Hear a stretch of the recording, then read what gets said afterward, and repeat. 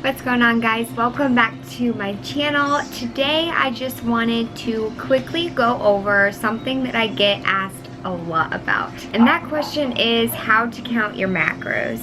I have a lot of clients that, I do calculate their macros for them, and that's part of their program, but they have a lot of trouble with how to start doing it because they have never had experience before.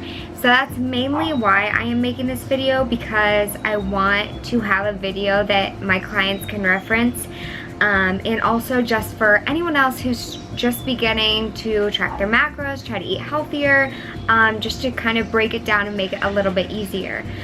So to get started, why do you want to count your macros in the first place? Counting your macros is basically like counting your calories, but taking it a step further.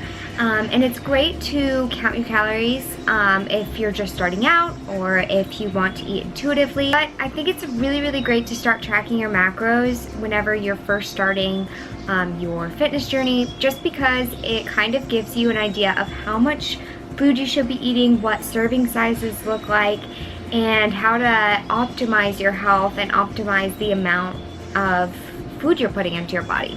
And so, as I said, counting macros is exactly like counting your calories, but you're taking it a step further. And it does take a little bit more work, but really not that much, because you're still putting things into the app, you're still looking at numbers, and it's pretty easy once you get the hang of it. The reason why I suggest counting macros versus calories is because your body needs a certain amount of each nutrient. And whenever you're just counting your calories, you could easily be getting most of those calories from all carbs or all fat, and you're really not getting in enough protein, or you're not getting in enough fat, or you're not eating any carbs. And to really, for most people that want to like tone up and look healthier, you need to build some muscle. And so if you're not getting in enough protein or carbs, you're not going to optimize the amount of muscle you could be building. Even if you're working out really hard, if your nutrition isn't right, you're not going to see the results you want. And so with counting macros, you can be sure that you're getting in enough protein and enough carbs and enough fat. So that's what macros are, is fat, carbs, and protein. And they each have a certain amount of calories per gram. Fat is 9 calories per gram. Carbs are 4 calories per gram, and fat is 4 calories per gram. So obviously fat is a little bit higher in calories, and that's why it's good to have less fat than your carbs and your protein. So that's what macros are, and that is kind of my explanation on why you should count them and why they matter, so that you can really just optimize the amount of food that you're putting into your body, and you're getting enough each nutrient to really reach your goals. A lot of people also ask me how to calculate your macros. I am a macro coach and a personal trainer, and so I do all of that online for my clients. And so I recommend getting a coach when you're first starting out. I didn't, but I think it would have been really helpful if I had been able to afford it. That's why I didn't do it, is because I couldn't afford a coach. And so if you don't want to get a coach, you can always, there's a bunch of online macro calculators, and they will calculate your macros for you based on your height, your weight, your activity level, your BMR, all of that kind of stuff. And there's a lot of calculation that goes into it, but I'd recommend just starting out with what that online calculator has for you, and just kind of adjusting based on how you're feeling, what your progress is looking like, all of that. That's why it's great to have a coach, because it's not a guessing game when you're with a coach, because they kind of make those adjustments for you, and they're experienced in that way. Whereas if you're doing it yourself, you kind of just have to play with it and figure it out yourself, and so it may take a little bit longer to find what works for you. As far as how to actually count your macros, I personally use MyFitnessPal, and I feel like a lot of people use MyFitnessPal because it's pretty much, it has the biggest database, so there's already a lot of stuff inputted into there, so it's easy to search a food and just find a whole bunch of entries and match it to something. There's also the barcode feature where you can just scan a food and it puts it right into your diary.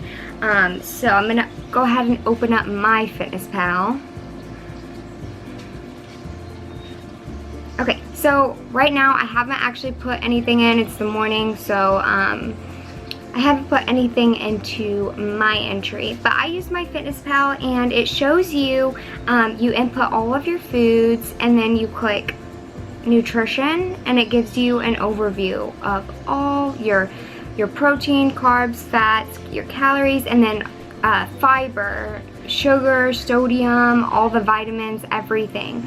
And so a lot of people get kind of scared when they see all of that stuff because they're like, oh my gosh, am I supposed to be looking at my sodium, my sugar, my vitamins, my fiber, all of that? And whenever you're first starting counting your macros, I actually recommend not even looking at any of that and just looking at your fat, carbs, and protein because it is overwhelming. And then once you start getting used to it, you can start looking at your sugar and your sodium. But those things to me aren't as important. As long as you're getting in enough water and you're properly hydrated, sodium shouldn't be that big of a deal unless you're literally dumping salt on all of your foods. And then sugar, I mean, it's gonna correlate to the amount of carbs you're eating. So it doesn't really matter as much unless you're, you know, in contest prep or something like that. So I think the hardest thing for a lot of people is just figuring out how much of each food they're supposed to be eating whenever they're plugging things into the actual app. And so what I recommend to people is that plug in your big 3 meals that you're going to eat during the day. So let's say, you know, you have, you know, your breakfast, your lunch, and your dinner. And so I would recommend going ahead and plugging those in the amount that you think you normally eat. And so that's what I'm going to do right here. So for my breakfast, it says yesterday's breakfast. So I'm going to go ahead and slide. You can actually save your meals on here. So that's an awesome feature because if you eat the same things on a regular basis, you can just, it's just all right there. The meal's already put in for you. Okay, so it put my meal in from yesterday. So as you can see, I had an oatmeal packet, 3 slices of turkey bacon, 2 ounces of milk for my coffee, and then 3 egg whites. So that right there, you can flip it around, it's going to tell you the macros for it. So that was 233 calories. It was 9 grams of fat, 20 carbs, and 9 protein. So you can do that for all of your meals, and then you can go down to the bottom. It tells you your total for the day. And so you kind of just have to play around. And so you put your big 3 meals in. That's a really great way to start. And then you plug in that, let's say you have 9 grams of fat, 50 grams of carbs, and like 20 grams of protein left over after those big 3 meals. So then you can go around and add a snack. Let's say you want a protein shake after your workout, and then you want some like pretzels. So you just put that in, and at the end of the day, you see where your numbers are. So the biggest thing is just playing around with the app when you first begin and just trying to see what's gonna fit, and plug in your regular meals. Plug in what you normally eat and compare, okay, is this gonna fit or is it not gonna fit? Do I need to adjust a half cup to 2/3 cup? Stuff like that. It'll get a lot easier as you do it for a few days, a week, and you'll start to kind of understand what's gonna fit and what's not gonna fit and how big each meal is gonna go. MyFitnessPal actually does calculate your macros for you when you first download the app and put your information into it. But what I would recommend is going to the settings. You can change your calories for the day and just put 0 in for calories, fats and proteins and carbs. Just put 0 for all of those so that you can use your own macros. And that's the way to do it if you have the free version. You can set your own macros if you pay for it, but I use the free version. I just set everything to 0 so that I'm not messed up by the macros that they aim for me to have on there. So that is what I recommend as far as how to count your macros. You really just need to play around with it, put in some basic meals, and then plug in some extras. As far as my biggest tips for counting macros, I would suggest to just play around with the app, figure out what's gonna fit, and you can always fit in little treats if you have extra macros left over. And The good thing about flexible dieting and counting your macros is that you can fit in some treats here and there as long as you have leftover macros, and that's what I love about counting macros, because it really allows you to just eat a whole variety of foods and be really flexible with what you eat as long as it fits those numbers. So my camera battery is about to die. I hope this video was a really great informational video. I hope that you guys got a lot out of it. And let me know any other questions you guys have for meals or macro counting or flexible dieting or anything like that. I hope you guys enjoyed. Stay tuned for more videos. Please subscribe to the channel and give this video a thumbs up if you did enjoy, and I will talk to you all soon.